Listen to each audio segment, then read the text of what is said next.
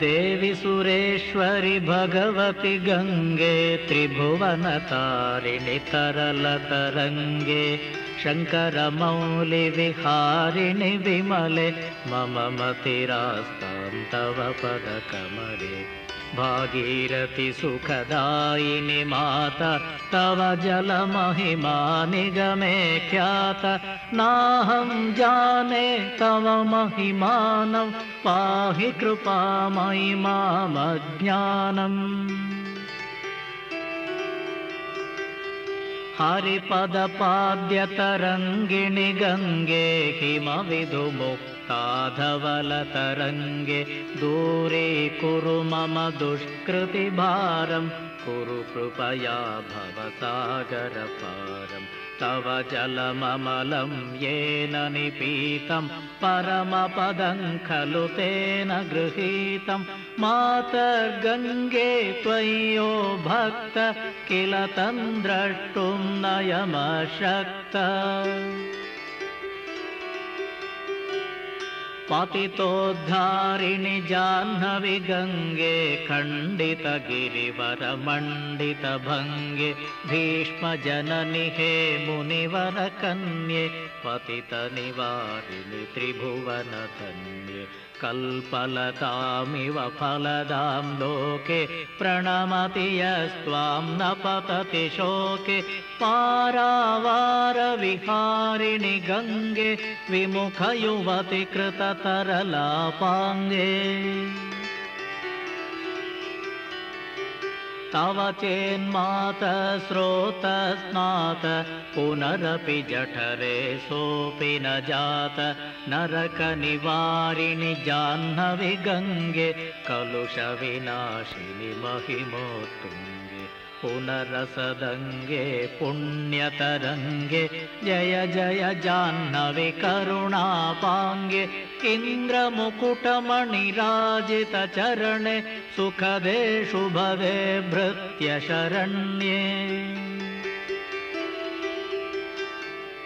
रोगं शोकं तापं पापं हर मे भगवति कुमति कलापं त्रिभुवनसारे वसुधाहारे त्वमसि गतिर्मम खलु संसारे अलकानन्दे परमानन्दे कुरु करुणामयि कातरवन्द्ये तव तटनिकटे यस्य निवास खलु वैकुण्ठे तस्य निवास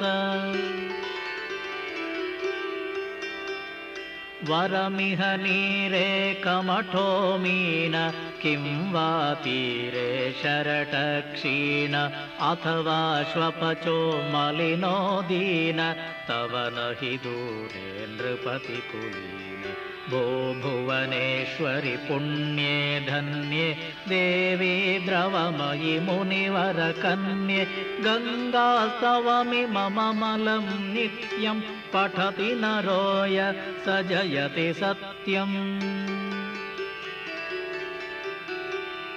येषां हृदये गङ्गा भक्तिः तेषां भवति सदा सुखमुक्तिः मधुराकान्त पञ्जटिकाभिः परमानन्दकलितललिताभिः गङ्गास्तोत्रमिदं भवसारं वाञ्छितफलदं विमलं सारं शङ्करसेवकशङ्कररचितं पठति सुखीस्तव इति च समाप्तः। जय जय गंगे जय हर गंगे जय जय गंगे जय हर गंगे जय जय गंगे जय हर गंगे जय जय गंगे जय हर गंगे।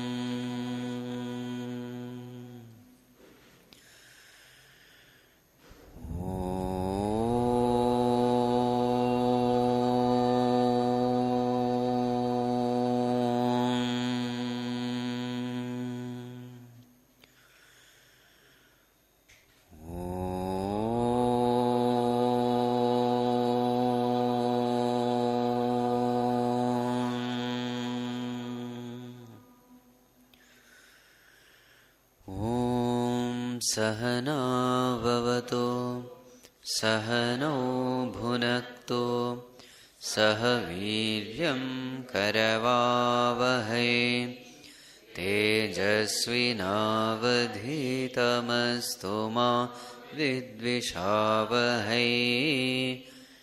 ॐ शान्ति शान्ति शान्तिः। सदाशिवसमारम्भां शङ्कराचार्यमध्यमाम् अस्मदाचार्यपर्यन्तां वन्दे गुरुपरम्परां।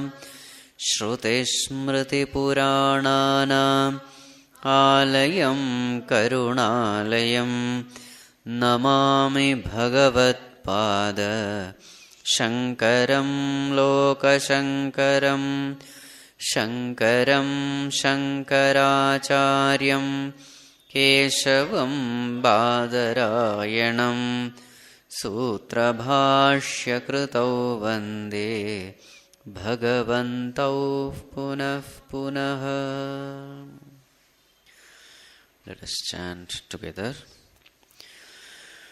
वेदो नित्यमधीयतां तदुदितं कर्म स्वनुष्ठीयताम् तेनेशस्य विधीयताम् अपचितिः काम्ये मतेस्त्यज्यताम् पापौघः परिधूयतां भवसुखे दोषोऽनुसन्धीयताम् आत्मेच्छाव्यवसीयतां निजगृहात् तूर्णं विनिर्गम्यताम् सङ्गत्सत्सु विधीयतां भगवतो भक्तिर्दृढाधीयताम् शान्त्यादिः परिचीयतां दृढतरं कर्माशु सन्त्यज्यताम् सद्विद्वानुपसृप्यतां प्रतिदिनं तत्पादुकासेव्यताम्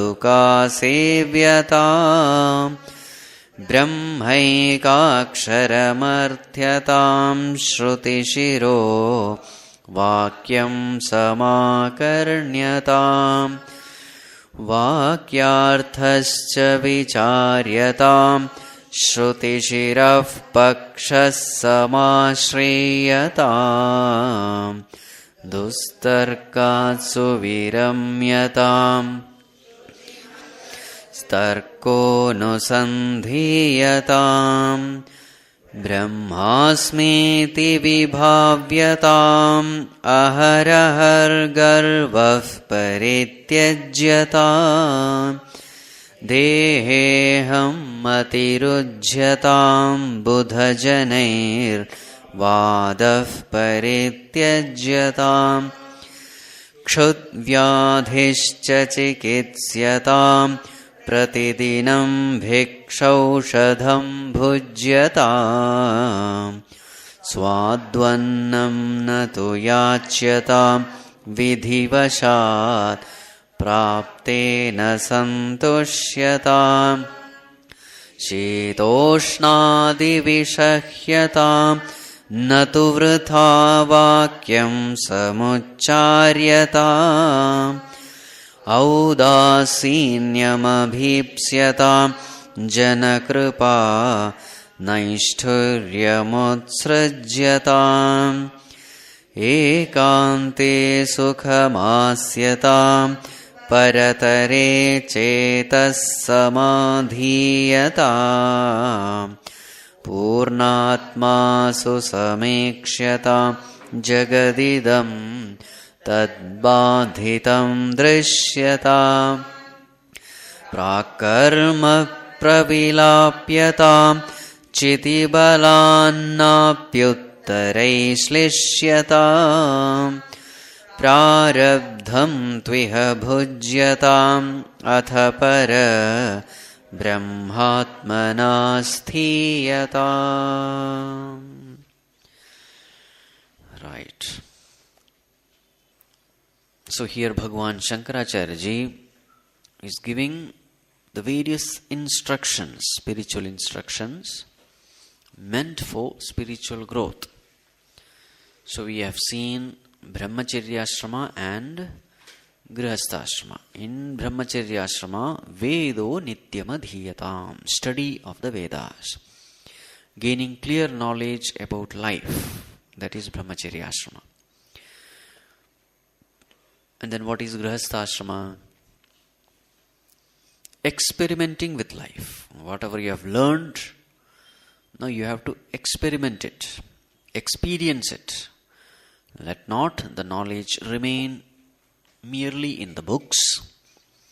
So then what you do? You enter into the world and then experiment with everything which the world can offer. So in the Brahmacharya Ashrama, you develop the head. In Grihastha Ashrama, you develop the heart. So in Grihastha Ashrama, you experiment with everything. Worldly knowledge, worldly wealth, worldly pleasures, worldly relationship, worldly love, everything. So in the process, you will find the heart is developed. So head and heart, once it is developed, it is time to leave Grihastha Ashrama. So what are the lessons to be learned in Grihastha Ashrama? Lessons to be learned are Bhavasukhe Doshaha Anusandhiyatam. You must be convinced that the world cannot give you any joy. The world is impermanent. The love you get there is conditional. Then why to go through this Grihastha directly? Why not Sannyasa Ashrama? It is something like this. God can be known only through love. What is God? Sometimes the definition itself says God is love. Now what is love? Now love is something you have to experiment. But the problem is God's love is very, very subtle and very, very high. So something which is high and subtle is always difficult to understand, difficult to comprehend, difficult to appreciate. His love is absolute love, unconditional love, perfect love. Now, even to appreciate that love becomes very difficult. Forget about experiencing that love. Is it possible? Will be our question. So therefore, what God has created? He created a world wherein you experiment with love. Loving someone solid, gross is easy. So therefore, what has He created? He created a drama. What is a drama? The drama in which you receive love, you give love. So when the child is born from the womb of the mother, what does the child experience? The child starts experiencing love and the expressions of love. Child first experiences love from mother, then from father, then from siblings, then from relatives, neighbors, friends, etc. The child grows in the environment of love. Now the child has experienced receiving love. Slowly, slowly the child grows up, becomes a parent, and then starts giving love. So what is the whole drama of life? Receiving love and giving love. So now you know what is love. After going through the experience, you are supposed to know what is love. But then He deliberately made this love conditional love.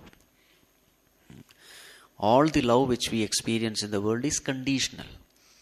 It is deliberately made imperfect so that otherwise, if that love is perfect love, you will get stuck there.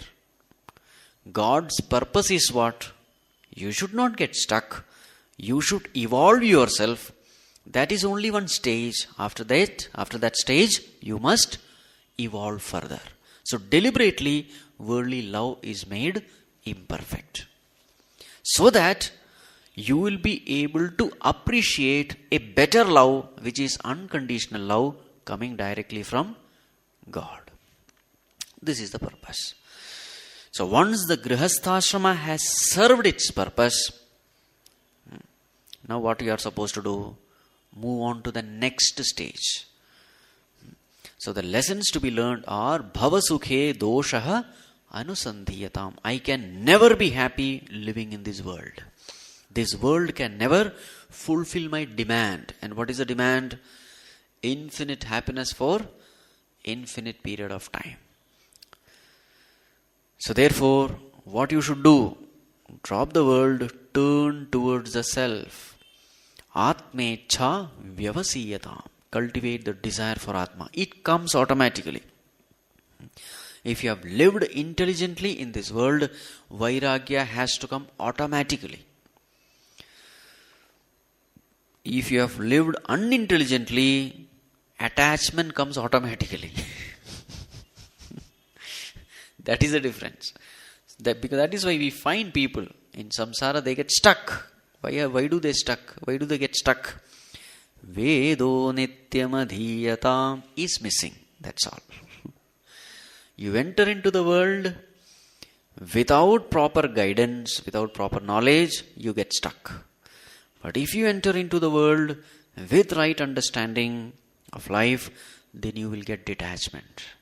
Vairagya comes, dispassion comes. A healthy dispassion. Please understand, Vairagya is not hatred. Vairagya is a healthy understanding that the world cannot meet my demands of happiness. It's a healthy understanding. Right. Next, what are we supposed to do? The next one is the entry into vānaprastha. So the next instruction given is Nijagrihat turnam vinirgamyatam. Nijagrihat, from one's own house, turnam, quickly, vinirgamyatam, leave. Leave your house. Very strong statement. Huh? So now we have to understand who has to leave the house and all those things, right? See, in nature also we find the child in the womb, how many months does the child live? 9 to 10 months, right? After that, turnam vinirgamyata. Otherwise, what will happen? The mother also will die, the child also will die, correct? So for the good of the child and mother, the child has to come out. In fact, the womb has been designed by the Lord in such a way that once the child has attained full growth, the womb itself will force the child out of the womb.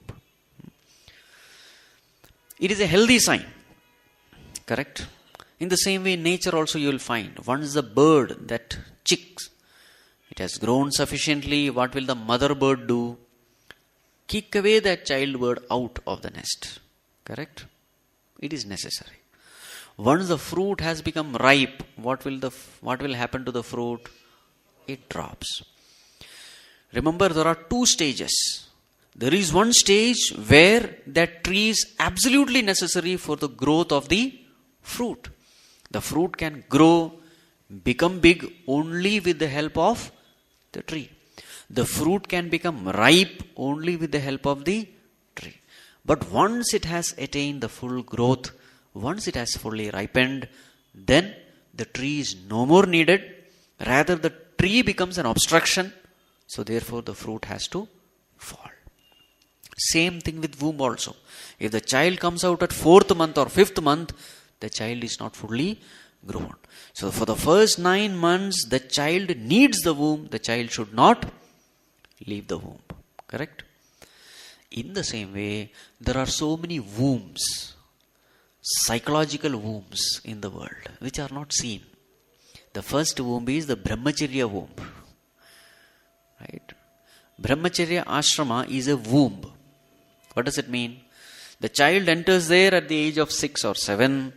For some 12 to 15 years he lives with the teacher.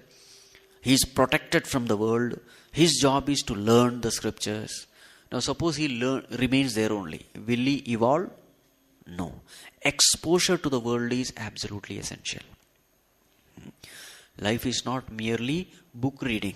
So therefore, he has to come under the influence of the world. So therefore, he has to leave Brahmacharya Ashrama. Enter into GRIHASTHASHRAMA, where he is exposed to everything of the world. Now remaining in GRIHASTHASHRAMA, remember, that is also a womb. But unfortunately, we are all stuck there only. Nobody even thinks of what is vānaprastha. Comfortably stuck in the womb. And then we suffocate and die there. Not knowing that there is something called moksha. Not striving for it. Now today we will discuss what is this vānaprastha. And when should we take up vānaprastha. Now please remember, though the name suggests vānaprastha, means what? Prasthanam, leaving to vana. Vana means forest. So in the olden days, it used to be the practice. But the question is, when should we enter into that? So the scriptures say, the moment you see the face of your grandchild, you are fit for vānaprastha. That is the time you have to quit. Now, should it mean that we should go to forest? Please don't go to forest, because we don't have forest now. Only few forests are available, and that also for animals which are already extinct. So don't go there and trouble them. Remain at your own home. Once upon a time, forests were more. So therefore, this was practical.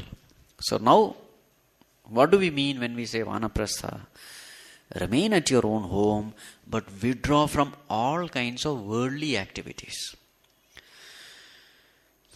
Slowly withdraw from worldly duties. Like for example, attending marriage and attending all such kinds of public functions. So what are you supposed to do? Now what you are supposed to do is send your children. You don't go. Withdraw. Because once the grandchild is born, remember, again you are repeating the same cycle. You have already taken care of your children. The same cycle is being repeated. Nothing new you are going to learn. Right? Don't get stuck there. How are we stuck? We become babysitters. This is how the old people are stuck. People take lot of efforts. They go to US, UK, etc. and become cost-free, efficient babysitters. You don't get a better babysitter than grandparents. Right? So, the scriptures say, remember, your hairs have turned grey. You must pack up. That is the indication. Vānaprastha means start packing up. Indications are given by the Lord. Tooth, one by one, goes. Wrinkles have started appearing.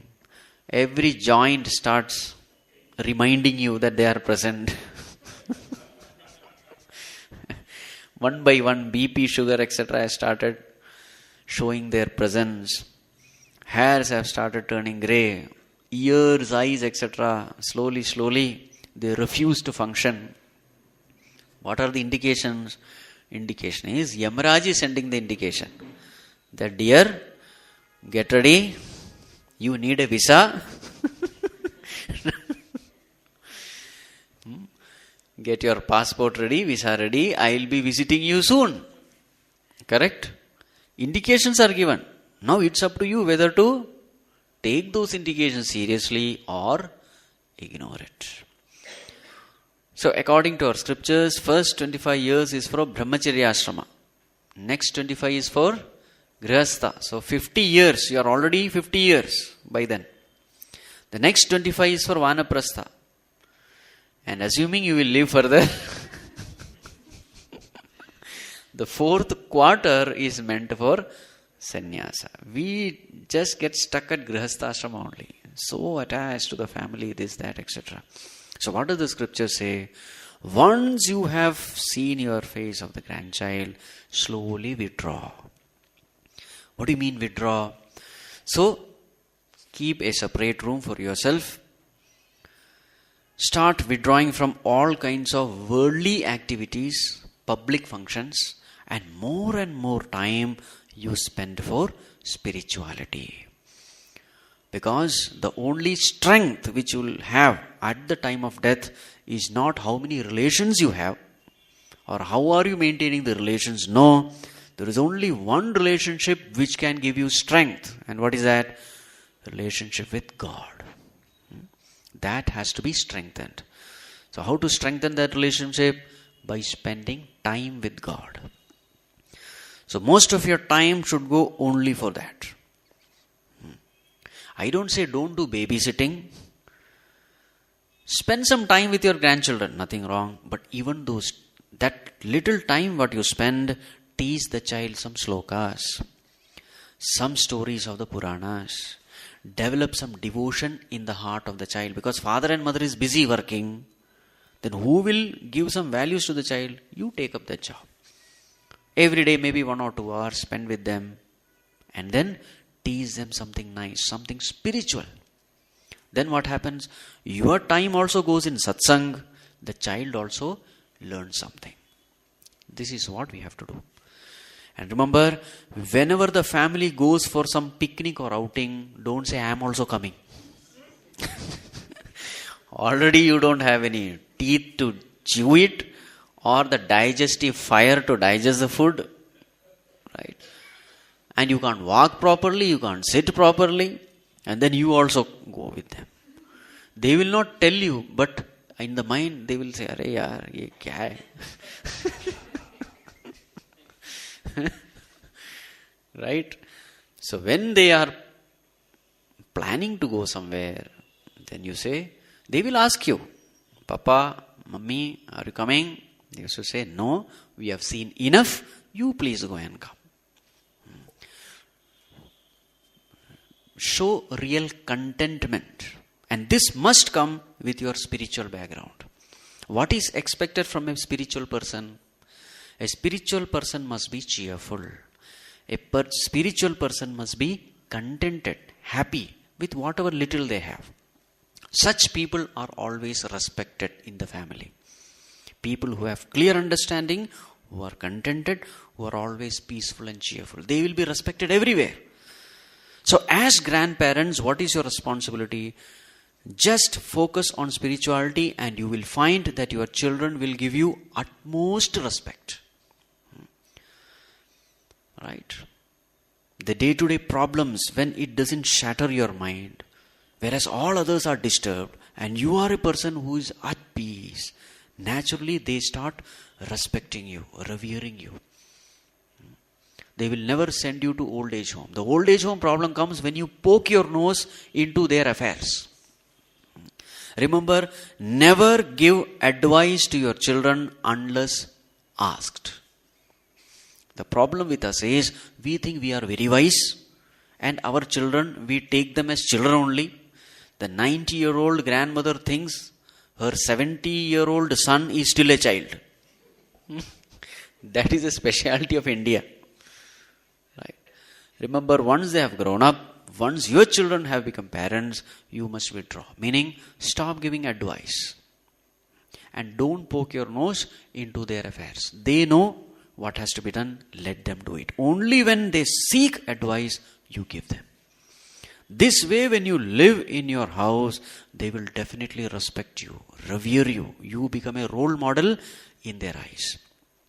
But suppose you are complaining, grumbling for everything, shouting, yelling, then definitely you are falling in the eyes of your own children. This is the real reason why all these old age homes are multiplying. This is the reason. So as a grandparent, what are you supposed to do? Behave properly. And what is the way to behave? Be more and more spiritual. Old age itself is not the sign of maturity. Your maturity is reflected in the words you speak, in the way you carry yourself. And that maturity comes only when you spend more and more time in spirituality. So, Nijagrihat Turnam Vinirgamyata means not physically leaving the house and going away, remain in the house, but withdraw. Withdrawal is important. Okay? So now, once having withdrawn, how should you spend your time? That is what is mentioned next. Verse number 2, the first instruction. Sangaha satsu vidhiyatam. Now that you have withdrawn from the world, you will have lot of time. If you are involved in the world, you will have no time. But now that you are retired, now that you have withdrawn from all worldly activities, you will have a lot of time. So how should you spend that time? Normally the old people spend their time in front of television, or if they are educated, in front of internet. Right? Or they will have some group, old group, From every house, one old people will come and they will gather under some tree or something. And what is the topic of discussion? Politics. And the public roads. How many humps are there? Potholes are there? Government is useless. This party is useless. That politician is useless. He has eaten this much money, that much money. All nonsense is discussed. And in the end, what has happened? Your brain is totally corrupted, right? Time gone, energy gone, peace of mind also gone, right? So therefore, don't spend your time like that. This is the foolish way of spending time. Why do you spend time like this? Because the first instruction is not followed. What is the first instruction? Study of the scriptures not done. So therefore, no guidance, no direction. Somehow passing time. Somehow passing time is not the purpose of life. What has to be done? Sangaha satsu vidhiyatam. Satsu sangaha. Associate yourself with the wise people. Sat. Satpurushas. Satsang. Do more and more satsang. Sang means association. With whom should you associate? You must associate yourself with Sat. Sat means good people, noble people. Not merely good, but people who are God-oriented. In scriptures, Sat means truth. Truth means God. So people who have dedicated their life for God, people who are highly spiritual, who are working hard in that direction, such people are called Satpurushas, Mahatmas, the saints and the sages. Associate with them. Why should we associate with them? In whichever association you go, that environment, that discussion has the ability to influence your thoughts. The best way of increasing the fire of spirituality is to be with people who are already spiritual, who have already progressed in the path. So what kind of discussions will happen in satsang? Only God-related, moksha-related talks will happen. Right? Good things will be discussed. The techniques of increasing devotion and dispassion will be discussed. So when such discussions happen, those discussions slowly start creating an influence upon the mind. That's why if you see after the satsang, when you go out, what is the state of your mind? The mind will be at peace. After a club or a pub or a bar, when you come out, what is the state of your mind? Every place, every group has that ability to influence your mind. So in the beginning, now that my spiritual fire is very weak, so I must expose myself to areas, to people, the company, wherein my spirituality will get a boost. In the beginning, it is necessary. It is like a small plant. What do? We put a fence. Correct? But when that plant has become a huge tree, you don't need the fence. But in the beginning, it is needed. Or it is something like fire. When that fire is a small flame, a breeze can put it off. But when that fire has become really huge, then even the breeze will only help the fire. In the same way, at present, that fire of spirituality is only in the form of a spark now. So therefore, what has to be done? It has to be protected. And it has to be intensified. The best way of intensifying the spiritual fire is be with people who are on fire. Right? Sangasatsu vidhiyatam. So what will happen? When you start showing more and more, when you start exposing yourself to more and more such spiritual environment, slowly, what happens? Satsangatve nissangatvam will happen. What does it mean? Earlier you had certain friend circle. Once you start coming into spirituality, you will find slowly the old friend circle dropping away and new friend circle coming up. Your thoughts and the people around, they are intimately related. What kind of thoughts you are having, that kind of people alone will come around you. A person who is interested in politics, he will have political friends. A person who is interested in movies, he will attract to himself those very similar people who are interested in movies. So there are different worlds in the single world. The world of music, the world of movies, the world of sports, the world of politics, the world of science. So many different kinds of worlds are there. What kind of world will be formed around you? The kind of world which is inside you. Your thoughts are going to decide the world around you. If you are a drunkard, who will be around you? Only drunkards will be around you. Correct? Now the choice is ours. What kind of people do I want around me? So how to choose? Choose the thought. When your thoughts are divine, you will find divine people around you. So in order to cultivate that divinity, the first thing is you expose yourself to such divine associations. Slowly what happens? That association itself starts changing your thoughts. Your worldly thoughts slowly start becoming divine thoughts, thoughts related to God. And this will express itself as change of people around you. So earlier you will have all worldly friends who would invite you for movies and this and that, etc. Slowly, when your interests start becoming this, they will drop away. They will stop calling you. It is a positive sign. You do one thing, whenever people call you for movies, etc., you say, why don't you come for satsang?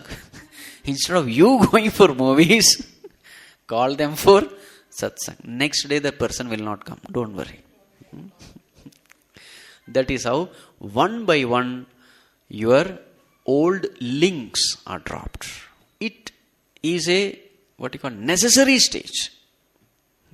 It is good rather. But at the same time, another thing will happen. What will happen? The satsang, such people who are interested in spirituality, they start forming a group. A new friend circle is formed. This is very helpful in spirituality. People who have a similar likes, similar taste, they come together. There's a saying, no? Birds with same feather flock together, something like that. It is a fact. It's a fact. So now, once you have left this grihasthaashrama, now again don't remain in the world. Slowly turn your attention towards God. So then what are you supposed to do? Spend your time in satsang. Spend your time in satsang. Listen to the discourses. Get clarity about life. And put forth all effort in strengthening your spirituality. So then what happens when you get associated with satsang? The next step will naturally happen. What is that? Bhagavato bhakti dridhadhiyata. Make your devotion unto the Lord firm. This will automatically happen. Why will it happen? Remember, you have exposed yourself to satsang. Now you walk, you spend your time in satsang, meaning you are associating with the saints and the sages, the Mahatmas, the spiritual people. Now who are they? They are the ones who are far advanced in spirituality. Tremendous amount of love, devotion, dispassion, etc. is there. So naturally, for you, who becomes the role model? They become the role model for you. Oh, look at this man. They don't have anything. Now, what is the common feature about these saints and sages? Remember, saints and sages doesn't mean putting some cloth. Spiritual person can be a worldly person outwardly, but he can be very much spiritual. What kind of ideas he has, what kind of thoughts, how does he solve a problem, all this indicate whether that person is worldly or spiritual. So what is the one common thing you will find in all saints and sages? The one common thing is they are holding on to God, and because of which they are totally independent, psychologically independent. They don't depend on anyone. They try to solve their problems through God. They seek always the intervention of God. They always remember God.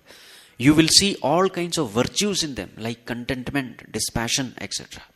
Their mind is at peace. They have tremendous amount of control over the mind. They are rare few who are far different from the majority. All these virtues you will find in them.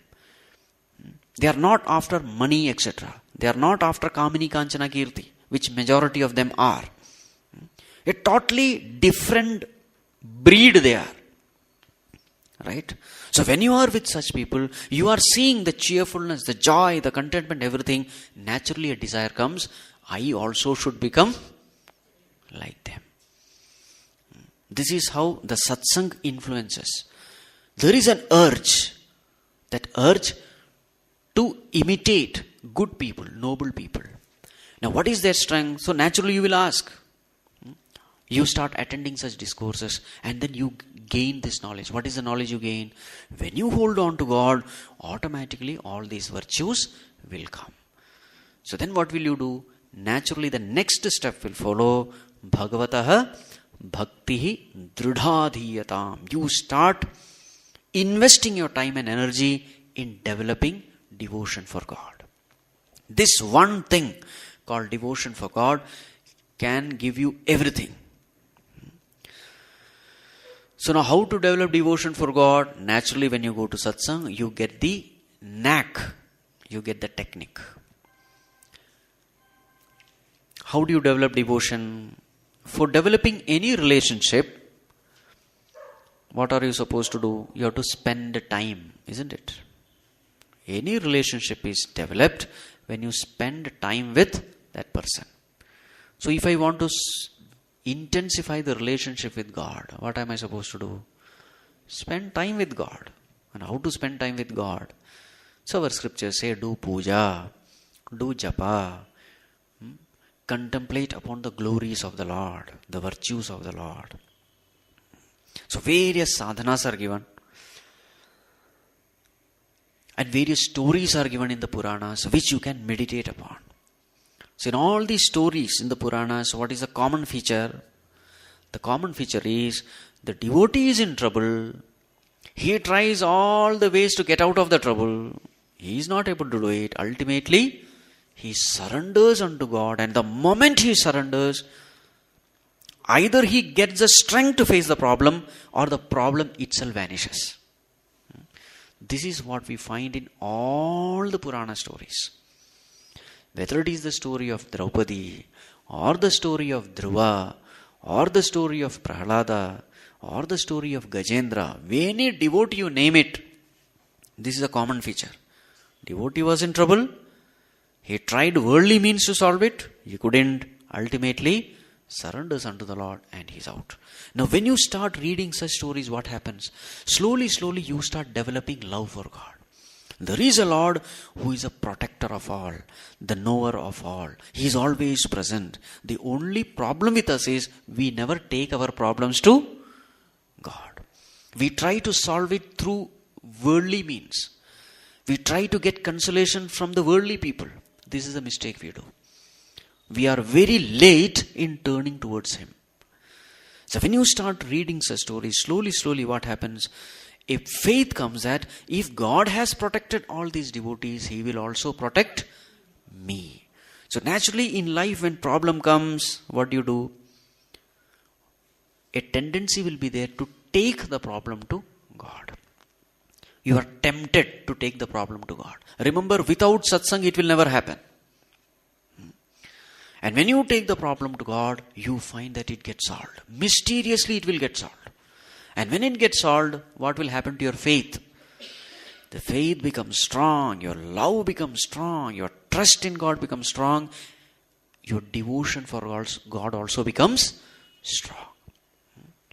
And then next time when the problem comes, again you will turn to Him.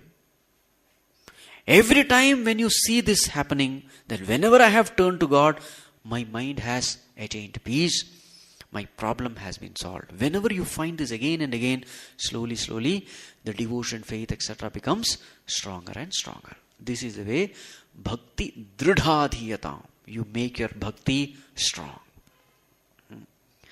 Test God. God is always available for test. Don't have to blindly believe in God. Test God. God, you have solved so many problems of so many devotees. Let me see whether you are solving my problem or not. Try. He is ready. He has made so many promises also in Bhagavad Gita. Name bhaktaha pranashyati. My devotee shall never perish. It is a promise. It is not some Tom, Dick and Harry's promise. It is a promise of the Lord of the universe. So he will stick to His promise. You might have forgotten your, your vow, but He will never. So now and then you will see, Macchitta sarva durgani mat prasadat tarishyasi, Bhagavan says. By my grace you will overcome all difficulties, Arjuna. Ananyas chintayanto mam ye jana paryupasate tesham nityabhiyuktanam yogakshemam vahamyaham. Those people who fix their mind upon me single-pointedly, I take care of everything of them. What they need, I give them. And all that they have, I preserve it for them. So when such a Bhagavan is there in charge of the entire cosmos, why should we fear? We worry because we forget, or rather, many people don't even know that there is a God who is taking care. That forgetfulness and doubting the ability of God is the cause of all our worries, fear, tension, etc. Bhagavato bhaktir dridhadiyata. Make this bhakti firm. Many times what happens when tragedies strike us, or rather we see others suffering, especially through newspapers, etc., when we find so many crimes happening, terrorist attacks, corruption, etc., then what happens is our faith in God becomes shaky. Is there a God who is taking care? I don't think so. Because whole newspaper is filled with filth and negative news. So what does it mean? Now people have this tendency to think that whatever is in the newspaper alone is right and nothing else is happening in the world. Remember, there are so many good things happening, but only masala news comes in the newspaper. You understand? Because they want to increase their circulation. That's all. And people are normally excited with something, spicy. So only spicy news you see in the newspaper. And you think this is all the world is. And then people get totally dejected after reading the newspaper for say for 10-15 minutes and they wonder whether God is there or not. Remember, whenever tragedies you see, never allow your faith in God to be shaken. So how can you explain the sufferings and tragedies? These tragedies also is an expression of compassion of God. Never take it as cruelty of God, take it as compassion of God. When I suffer, I should never say God is cruel, I should say God is compassionate. See, it is during suffering that we take life seriously. Yes or no? We become very serious about life when we suffer. When we enjoy, time passes just like that. And we waste the entire life. So out of compassion, God gives some suffering. That suffering is to only wake you up. Moreover, there are some negativities of the mind, negative vasanas are there. All those things can come out only in suffering. Just like, suppose you have a dirty cloth. What will you do? You wash it. But suppose the stains don't go with normal detergent. What do? You use stain remover. Not only you use stain remover, you will scrub it and rub it. Yes, you use force. In the same way, some of the negativities of the mind cannot be removed by ordinary experience. Some rubbing and scrubbing is needed. So Bhagavan, out of compassion, does it. All these things have to be understood. There is a bigger plan. So whatever is happening in this world is for good. This world is absolutely perfect. There is no imperfection at all in this world. If at all you are seeing an imperfection, that is your imperfection, which is projected onto the world. In this world, everything is perfect. Because the whole world is run by a perfect God. Why is He perfect? He is perfect because He is omniscient. He is perfect because He is omnipotent. He is perfect because He is omnipresent. How can such a God commit mistake? But if you think the world is imperfect, remember that projection of imperfection is through your own little intellect. That intellect which doesn't know anything about the cosmos, what right do you have to comment upon the world? Right? All of us, we are little creatures. In that span of billions and billions of years, what is this 60 to 70 years? Not even the existence of a mosquito. And then we comment about the creation. We comment about God. Look at the heights of foolishness. Who are we to comment about God? So therefore, we are disturbed not because the world is imperfect. We are disturbed because of our own wrong thinking. Our own lack of faith in God. So let us understand one thing. Whatever is happening in the world is perfect. The one gets what he deserves. How much ever cruel the incident may be. If somebody is getting it, he deserves it, therefore he gets it. Right? The whole world is running based on law of karma. If you have done some good karma, definitely you will get good karma phala. If you have done something bad, that bad karma phala will chase you and come to you. Right? So therefore, let us obey these laws. At the same time, let us have total trust and faith in God. God is absolutely just and He is perfectly compassionate. Whatever you deserve, you get it. At the same time, you get it out of His love. Remember, God is not your wish fulfiller. He is your well-wisher. Keep this in mind.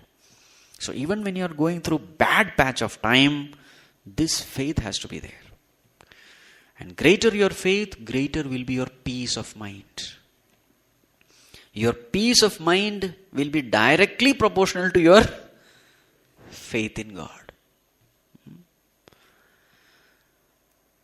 So our duty is only to hold on to God. This is the most easiest task which we can do. Bhagavato bhaktihi drudhadiyatam. Make it firm. Never allow any kind of doubt to creep into the mind. If your thinking is this, that God is all loving, all compassionate, He is doing only good things, He is always with me, He loves me, He is more concerned about me than me myself. These thoughts are good thoughts, and these thoughts should be entertained again and again in the mind, again and again. Never forget this. And you will find the moment you start entertaining these thoughts, mind at once becomes peaceful. The moment you entertain any negative thought against God or the world, you had it. Right? Bhagavato bhaktihi drudhadhiyata. This has to be practiced. Then, what are we supposed to do? Shantyadif parichiyatam. Shanti adi. Cultivate virtues, divine virtues like Shanti, etc. Beginning from Shanti, etc. Now, what are those Shanti? Parichiyata means collect. Collect all these noble virtues. To the extent your mind has noble virtues, the faith in God becomes easy. So, enrich your mind with all virtues. So, what are the virtues? Here only one virtue is given, Shanti. What are the other? There are total 6. Shanti, Danti, Uparati, Titiksha, Shraddha, Samadhanam. These are the 6. It comes in Brihadaranyaka Upanishad. Shanti or Shama. Danti or Dama. Shama, Dama. Uparati or Uparama. Titiksha, Shraddha and Samadhana. First one, let us see. What is first one? Shanti or Shama. Shama means control over the mind. Mano nigraha shamaha. These things parichiyatam, cultivate, accumulate. So when do you have control over the mind? When the mind is at peace, you will have absolute control. More disturbed the mind is, more it is out of control. So cultivate this. Peace of mind must be cultivated. Damaha, control over the sense organs. Chakshuradi bahyendriya nigraha damaha. Control over your organs. Many times what happens, our mind is not under control, then the next best thing is, what is next best thing? Keep your senses under control. Your hands, your legs, your speech. Mind is disturbed, but let not the disturbed mind express itself through your sense organs. You get angry, fine. You are not able to handle anger, fine. But let not the anger come through speech. This is called Dhamma. A person who has Shama will automatically have Dhamma. But not always we will have Shama. So then, we must cultivate Dhamma also. Dhamma.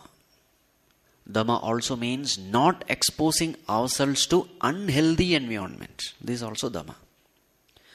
Those environments where we may find that my mind get agitated, my mind may agitate in such and such environments, preventing oneself from going to such places, from reading such books, from watching such programs, etc., etc.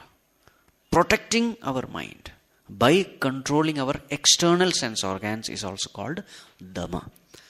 Shama, Dhamma. Third one is Uparati or Uparama. Uparama means withdrawal. Withdrawal. Withdrawal of the mind from the external world. All unhealthy, all unhealthy thoughts. Not only just withdrawal, but the ability to keep the mind in that withdrawn state. It is called uparati or uparama. Shama, dama, uparama. Fourth one, titiksha.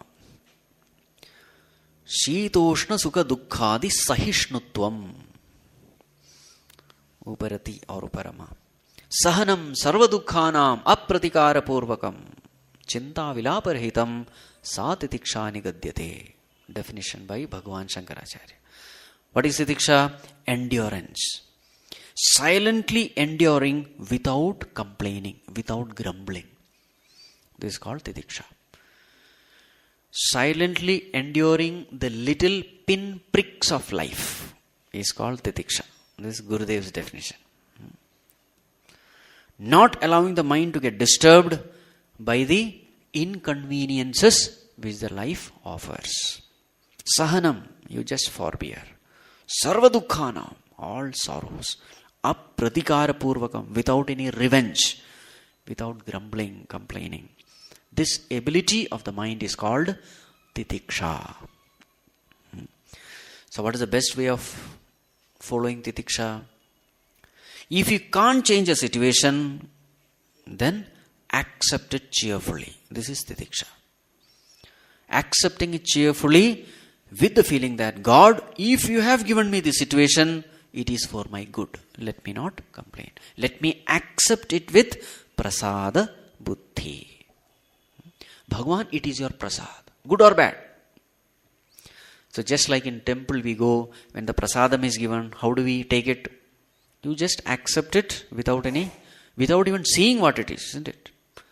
It may be a dry leaf. It may be some water. You don't know the source also.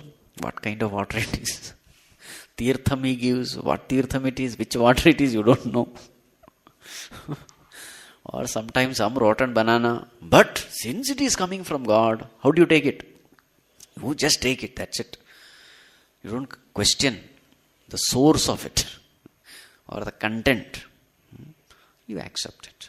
This is called prasada buddhi. The problem is our prasada buddhi remains only in the temple. The moment we come out, only asura buddhi is there. So, this has to be cultivated. This is titiksha. Taking everything as coming from God. Cheerful acceptance. With the knowledge that whatever God has given, He has given because I deserve it, number one. Number two, He has given because it is good for me. Therefore, He has given it. This is titiksha. Shama, dama, uparama, titiksha. Next one is shraddha. Shraddha means what? Faith. Faith in whom? Faith, number one, in scriptures. Then only you do vedo nityam adhiyatam. Otherwise not possible. Faith in the scriptures. Faith in the teacher. Faith in God. And one more. Faith in oneself, that I can reach it.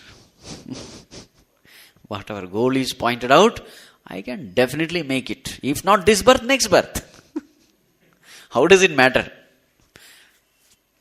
Faith that I can definitely achieve. This is also very important. Atma Vishwasa. Faith. First of all, faith in God, that He exists. If there is no faith in God, then where is the question of all this? Faith in the teacher, faith in the scriptures, then faith in God and faith in oneself. Shraddha. This Shraddha is very important in spirituality because in spirituality you can't walk the path by proving the goal. You can't say, prove God, then I will walk this path. Sorry. As Puji Gurudev used to say, if you want to prove God, improve yourself. If you want to prove God, improve yourself. Means what? God is already there in your heart. But As long as your heart is not pure, you will never experience His presence. It is like the sunlight. Sunlight is everywhere, but on a piece of stone, you don't see the sun, but on a piece of mirror, you see it. Isn't it? What is the difference? The same sunlight falls on both the objects. One has a very polished surface, therefore it reflects. The other one has a rough surface, but therefore it doesn't reflect. In the same way, Lord is there in the heart of all. Ishvara sarvabhutanam hriddeshe Arjuna tishtati. Lord is there in the heart of all, but some rare few experience it, others don't. What is the difference? One is a pure heart, the other is the impure heart. So therefore, if I want to experience God, what am I supposed to do? Purify oneself. This is the meaning. Improving oneself means purify the heart, and you will find Him right there in the heart. Sunlight is there, but suppose you close all the windows and doors and say, oh, this room is dark, what should I do? You cry and weep. So what is the advice you will give? Open the windows. Sunlight is waiting outside. Correct? You don't have to create the sun. Sun is already there. What am I supposed to do? Just open the window. That's it. This is spirituality. God is already there. Do you want to experience Him? Purify the heart. Cultivate all this. Yes, so how many over? Shama, Dama, Uparama, Titiksha, Shraddha. Last one is Samadhanam. What is Samadhanam? Samyak Adhanam. Ekagrata. Chitta Ekagrata. Concentration of the mind. This is Samadhanam. So these have to be Parichiyatam. Accumulate it. Gather it.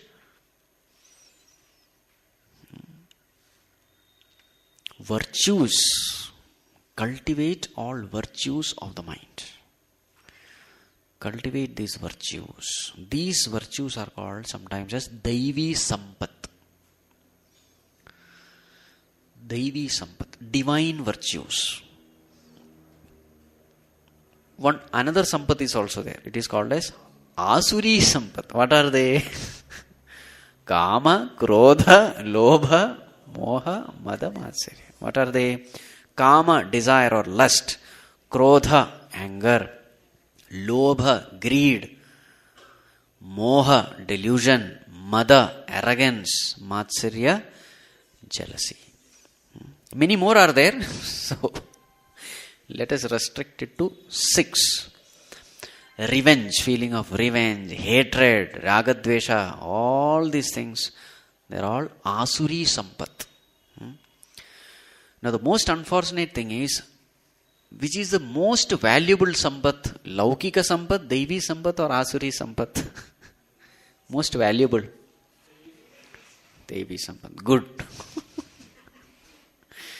Normally we are not at all interested in any of these Sampat. What are we interested in?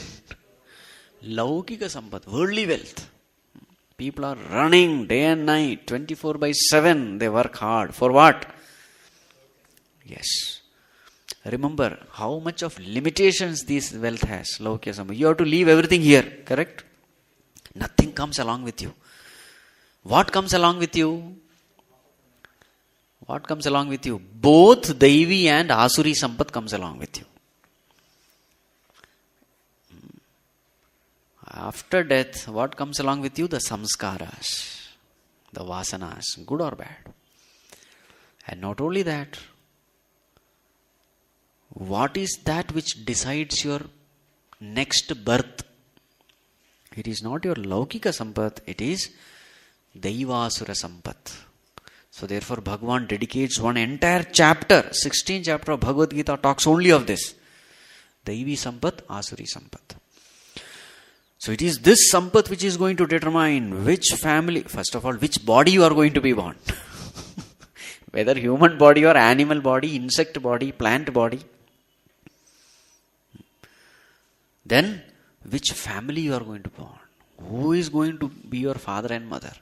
In which family, cultured family or uncultured family. Again, in the body itself, mentally retarded or mentally strong. What kind of handicap you will have. Everything is decided, A to Z.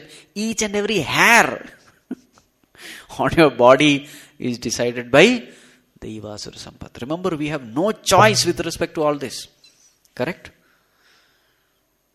It is not a, what you call, mall. You choose. This body you give. No. You are given. Without even asking you, you are given. Why is it given to you? It is given to you because you deserve it. That's it. Good or bad. How did he know that you deserve it? He is watching everything. He is the ultimate witness. He is the Antaryami. Sakshi is. He knows what all you have done. What all mischiefs you have done. So, accordingly he gives you, good or bad. Correct? So tell me, one should be cultivating which sampath? Gathering which sampath? So really wise people, they will not go after Laukika sampath, they will go after Daivi sampath. It is a Daivi sampath which you will enjoy moment to moment. A person who is rich in Daivi sampath will have absolute peace. Because what is this sampath? It is related to your thoughts. Right? Where do we live? We don't live in bungalows, etc. We live in our thoughts. If the thoughts are good, you are at peace. If the thoughts are disturbed, you are in pieces. Right? What is the use? If the mind is disturbed, you are living in 7-star hotel. What is the use? I prefer to lie in a slum with a peaceful mind. That's why they say, the inner conscience is the softest pillow, they say. A pure conscience. A pure conscience is the softest pillow, they say. Isn't it? When the mind is at peace, that is something which you enjoy. Every moment you enjoy it. So your mind can be at peace only when your mind is filled with Daivi Sampath. So wise people, what do? They are busy. Because 60 to 70 years, 24/7, their target is only one. Goal is only one. Develop these virtues. And to the extent you have these virtues, to that extent your spiritual journey becomes smooth. The mind filled with such virtues can soar higher and higher without any kind of disturbance, distractions. Subtler and subtler truth of this universe become revealed to a person who has such a purified, concentrated mind. So therefore, the wise people always parichiyata, gather it, accumulate it with all sincerity, dedication. And then dridhataram karmashu santyajyatam. Now, after having achieved this, now slowly you have to get into what is the next state? Sannyasa. Now comes sannyasa. So in vānaprastha, what all you do? Withdraw from all worldly activities and invest more and more of your time in spiritual activities. Associate yourself with spiritual people. Good company, satsanga. And thus cultivate these virtues, these values. Cultivate devotion for God. This is your job. And then, once you are fit for the next stage, dridhataram karmashu santyajyatam. This we will take up tomorrow. Om sarve bhavantu sukhinah sarve santu niramayah sarve bhadrani pashyantu ma kaschid dukkha bhag bhavet asato ma sadgamaya tamaso ma jyotirgamaya mrityorma amritam gamaya.